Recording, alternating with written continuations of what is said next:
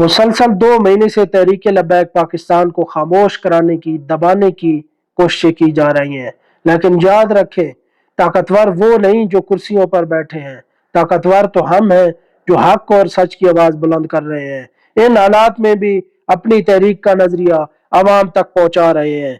जो हमारे शेर समझते हैं कि हमारी तहरीक खत्म हो गई, हमारा सब कुछ छीन लिया गया, अगर हम फलस्तीन और गजा के साथ इज़हार यकजहती के लिए न निकलते तो शायद आज हम महफूज होते और हमारी तहरीक भी कायम होती।